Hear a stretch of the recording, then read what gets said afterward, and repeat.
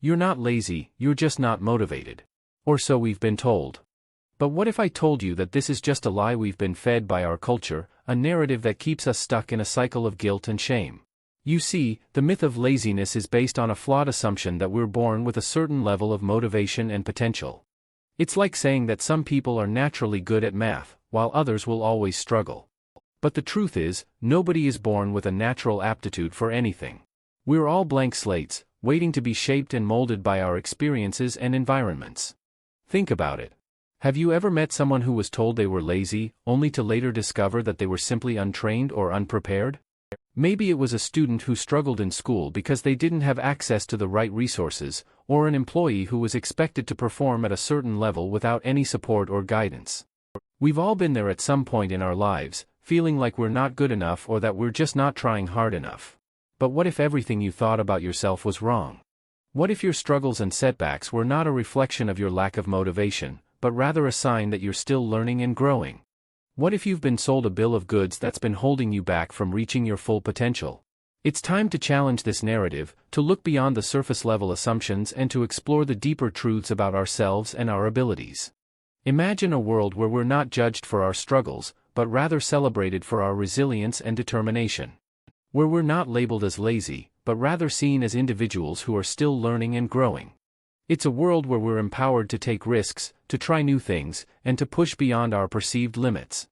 And I believe it's a world that's within our grasp, if we're willing to challenge the lies we've been told and to discover the truth about ourselves and our potential. You've been told you're lazy, that you just don't have the motivation to succeed. But what if I told you that this is just a story we've been fed, a narrative that's designed to keep you stuck in a cycle of guilt and shame? The truth is, we're all trained to fail from a young age. Our education system, our societal expectations, they're all set up to trip us up, to make us doubt ourselves, to make us believe that we're not good enough. You see, it starts in school. Where we're taught to be quiet, to listen. Where to follow the rules. We're not encouraged to take risks, to experiment. Or to fail.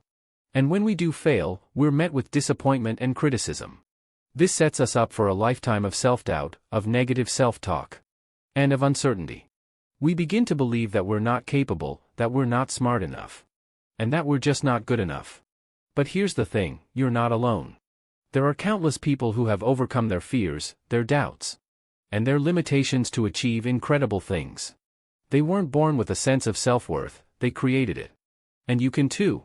You have the power to rewrite your own story, to challenge the narrative that's been holding you back. So, what's holding you back?